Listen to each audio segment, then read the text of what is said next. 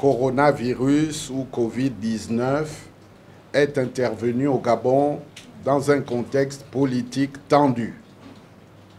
Une situation économique et sociale dégradée, contribuant à fragiliser une économie et un tissu social déjà fortement détériorés du fait de l'incapacité du pouvoir à faire face à une situation de crise. Consécutivement aux décisions gouvernementales prises dans le cadre de la riposte à cette pandémie, les lieux de culte sont fermés, comme nous le savons tous, depuis le mois de mars 2020, soit pratiquement 8 mois. À notre connaissance, les confessions religieuses, malgré leurs effets négatifs sur le fonctionnement de leurs différentes structures, ont parfaitement compris le bien fondé des mesures édictées par les autorités pour faire face à la propagation de la Covid-19. Et nous avons constaté qu'elles ont respecté scrupuleusement ces mesures depuis 8 mois. Les confessions religieuses ont pleinement coopéré avec les autorités pour étudier, préparer et garantir le moment venu des conditions optimales de réouverture des lieux de culte dans le respect des mesures de sécurité sanitaire, en adoptant sur la base des prescriptions du ministère de l'Intérieur et du ministère de la Santé des protocoles contraignants. Ce faisant, les confessions religieuses ont fait la preuve de leur volonté de contribuer à la lutte contre la pandémie du coronavirus. Elles ont donc pris leur part dans le combat mené en matière de riposte à la crise sanitaire à laquelle notre pays fait face, comme la plupart des autres pays en Afrique et dans le reste du monde.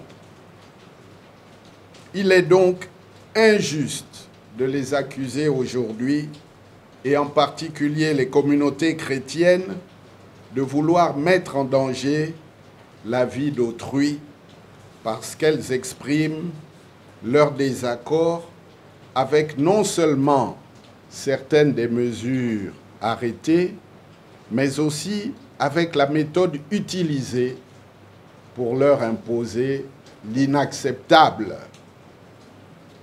Alors que les communautés chrétiennes ont choisi la date du 25 octobre 2020 pour la réouverture des lieux de culte, d'une part, que les dispositions prévues par les protocoles sanitaires ne posaient aucun problème, d'autre part, pourquoi le gouvernement choisit-il d'imposer à tout prix la date du 30 octobre?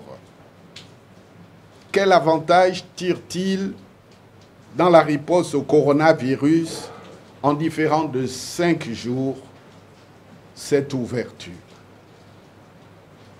En outre, le gouvernement a fixé à 30 au maximum le nombre de personnes admises à prendre part à un office religieux.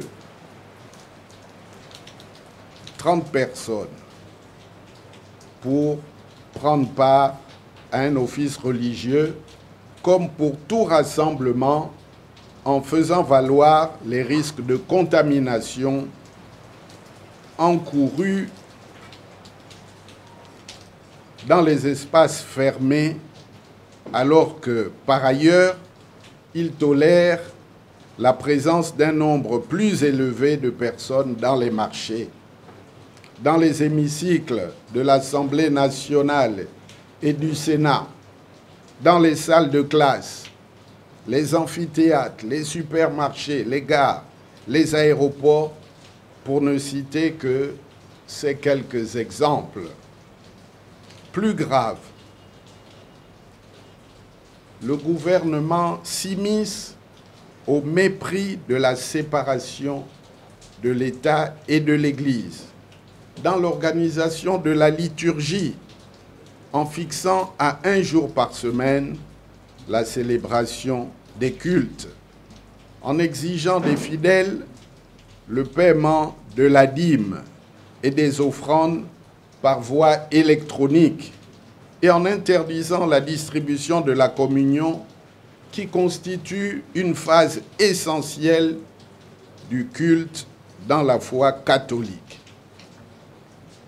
Nous rappelons que le Gabon est un État laïque et il ne doit sous aucun prétexte s'ingérer dans le fonctionnement des confessions religieuses qui, selon l'article 1er du titre préliminaire de la Constitution de la République gabonaise, stipule qu'elles règlent et administrent en toute indépendance leurs affaires.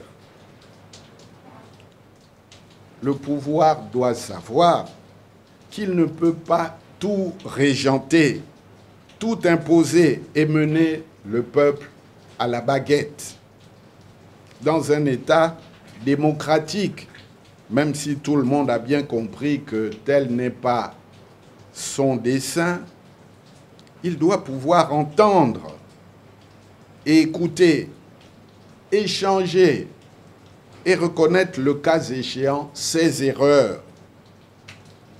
Il n'y a pas de mal à reculer lorsque on est sur une mauvaise pente, au risque de créer un ras-le-bol préjudiciable au pays.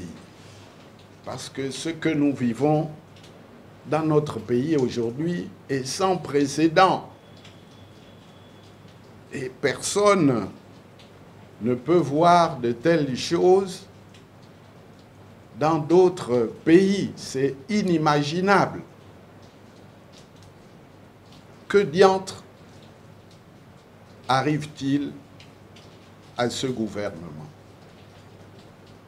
Mesdames et messieurs, au lieu de recourir sur ces questions controversées au dialogue avec les communautés religieuses, le gouvernement entend utiliser le diktat, l'intimidation et les menaces. Il révèle ainsi la vraie nature de son pouvoir que certains découvrent aujourd'hui, mais qui, hélas, n'est pas nouveau, un pouvoir qui précède par oukase et est prompte à bâillonner toute voix discordante. Aussi, nous tenons à dénoncer ces dérives autoritaires et ces atteintes inacceptables à la liberté d'expression et de culte qui demeurent des droits fondamentaux et inaliénables de tout citoyen. Lorsqu'il est question de bâtir un véritable état de droit, les autorités devraient commencer par accepter de se soumettre elles-mêmes à la loi et en l'occurrence à la libre pratique de la religion, qui est un droit fondamental garanti à chacun par la Constitution de notre pays. Dans ces graves circonstances de menaces sur les libertés individuelles et les droits fondamentaux, nous nous tenons aux côtés des confessions religieuses et de leurs leaders. Nous leur exprimons notre soutien total dans la lutte pour le respect de leur indépendance, le libre exercice de leur ministère ainsi que la libre pratique de leur foi dans leur lieu de culte. Nous voulons mettre en garde le pouvoir en place contre toute velléité de recours à la force pour entraver l'ouverture des lieux de culte le 25 octobre 2020.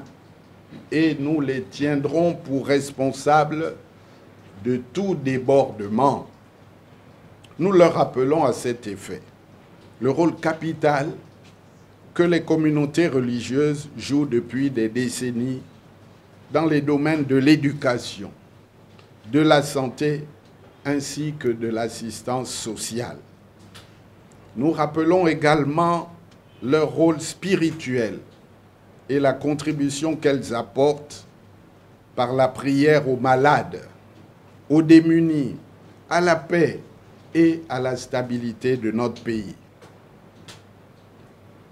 Nous en appelons en conséquence au maintien avec les confessions religieuses de relations apaisées en vue de sauvegarder notre vivre ensemble.